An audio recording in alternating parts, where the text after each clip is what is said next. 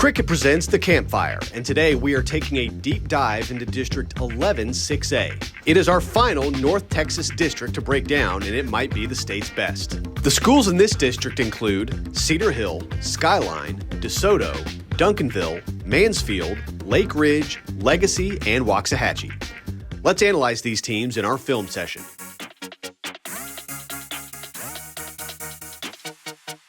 All you have to know is that both 6A defending state champions come from 11-6A to know that this district is a monster. Duncanville and DeSoto both took home championships in 2022 and could very well repeat this season. Let's start with Duncanville, who is a breeding ground for Division I talent. On offense, Caden Durham rushed for almost 2,000 yards last year, and he'll be toting the rock again this season. They also returned quarterback Keelan Russell and receiver DeCorian Moore, who were a deadly combination a year ago.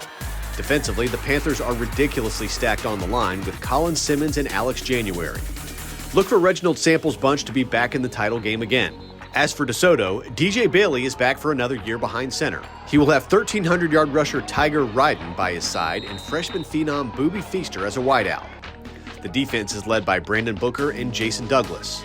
Those two are clearly the cream of the crop, but this district has plenty of other playoff contenders. Waxahachie returns 10 players on offense, but the Indians' serious playmakers are on defense with linemen Jeremy Jackson and Jacob Irvin.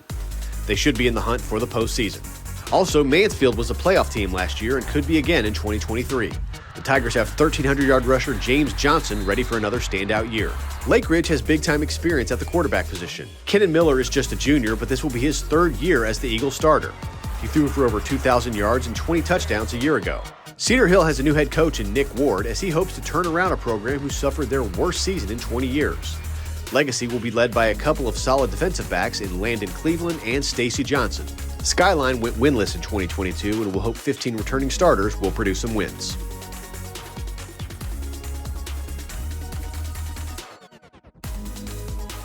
Switch to Cricket and get a free Moto G 5G with your new plan. Smile, you're on Cricket. Players on the Rise is brought to you by Parker University. Do you or your student want a career training the world's best athletes? Check out our bachelor's degree in strength and human performance today. For an even deeper look at 11-6A, here's producer Ward Fasold and insider Matt Diggs with the district breakdown. All right, Diggsy, glad to see you. District breakdown, 11-6A. This is it, man. This is our last time together during the summer. Then I got to deal with you in the fall. If you think summer, Diggsy, something else, wait till you meet the fall, Diggsy. Good Lord. All right, anyway, we're talking 11-6A. We got two coaches that finally got their district or state championships. Very excited for them. Now the question is, can both of these guys repeat if they end up in different divisions? You know, I was thinking about not coming to state championship this year just so they can win these things on their own. You know, my presence last year, I think, kind of catapulted the DFW teams into greatness. They got to earn it on their own this year. I might step away and make sure that they can handle things on their own. But what can you say about Duncanville? So happy for just that legacy of Samples and everything that he had to do to get to where he is. Obviously, just thrilled for him. And, you know, he's got some players coming back this year. So, you know, you got Keelan Russell, and you got Caden Durham, and you got DeCorian Moore, and then you got on the defensive side of the ball, probably the best defensive line in the state of Texas. I know you're a Galena Park North Shore guy, whoever's me for that. Yeah, we're going to ignore him when he's talking about how great their defensive line is. But Colin Simmons and Alex January are obviously talented players as well. So, Duncanville, I think they're going to be okay this year, Ward. I think they're going to be okay. Let's talk about 1 through 8 in this district real quick. And you got two state champions here at the top who are looking to repeat. I've got Duncanville to be the man. You got to beat the man. Sorry, DeSoto can't give you the rub over them quite yet. I got Duncanville number 1. I've got DeSoto number 2. I've got Mansfield High at number 3. Waxahachie at number 4. Cedar Hill, a tough luck number 5, but I think that they could easily get in there. Mansfield Lake Ridge number 6. Mansfield Legacy number 7. And Skyline to round out this district at number 8. All right, Diggsy. Hey, listen, we're going to be doing our DFW podcast, digging for wisdom throughout the whole year. Make sure y'all pay attention to that. And it's been a great summer. Thanks for breaking down all these districts. You can go back through our Twitter feeds and find them all and figure out if Diggs is right or wrong come November when the season finishes. We'll see you in April next year for this again. I'm ready. That's right. Let's do it again, Ward. Football time. Let's do it. We'll post the entire breakdown segment this Wednesday on our social media pages. Now let's take a look at some game changers and our players on the rise, presented by Parker University. The best player in this district and probably the state is Duncanville defensive end Colin Simmons. He set a Panther school record last year with 22.5 sacks to go along with 80 tackles. Simmons also had 33 tackles for loss as offensive saw him coming but could do nothing to stop him. Colin recently told us he has a goal of 40 sacks this year. Seems like a lofty goal, but who are we to say he won't do it? Another beast on the defensive line is Waxahachie edge rusher Jeremy Jackson. As a junior, Jackson totaled 15 sacks to go along with 95 tackles and 22 tackles for loss.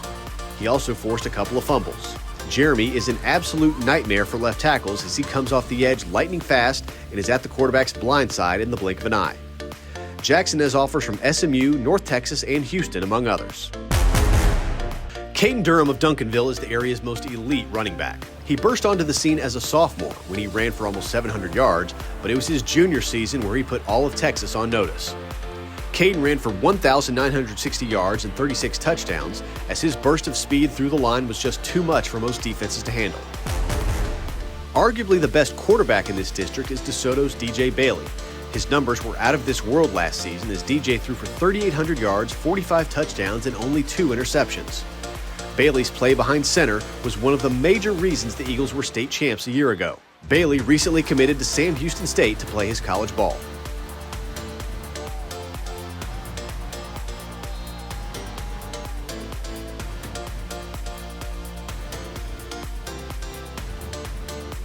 Players on the Rise is brought to you by Parker University. Check out our bachelor's degree in strength and human performance today.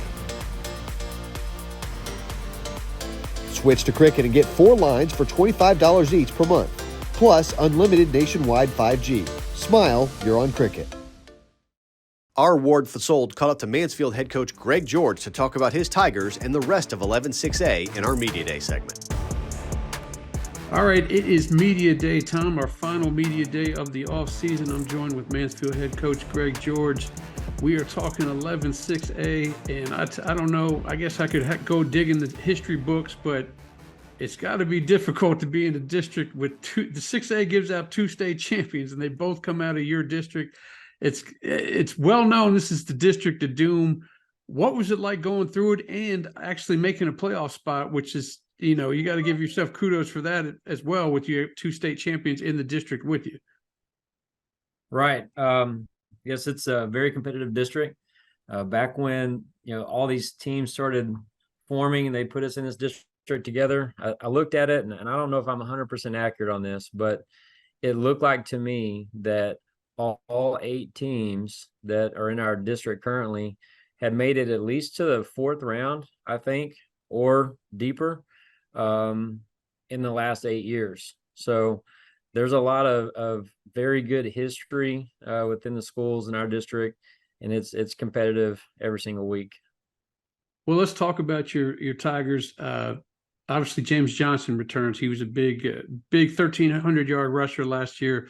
What does he bring to your table on offense, especially with that offense? You got some experience coming back on the line as well. So one would think the offensive line and the running game might be something that is a positive for you and you're looking to bank on this year. Right. And, we hang our hat on the running game, but we are potent with our passing game. James is a good running back. He's tough, and he can break long ones off. He can score from anywhere on the field. But the surprising thing is he's hard to bring down. I'm looking forward to it. And like I said, it starts next week. So I appreciate you joining us, Coach. Absolutely. You can catch the entire interview Friday on our social media channels. That's going to do it for our off-season coverage. Next week, the season begins, and you can catch all the highlights every Sunday morning at 10 a.m. on NBC5. Thanks for joining us all summer long, and we'll see you under the Friday night lights.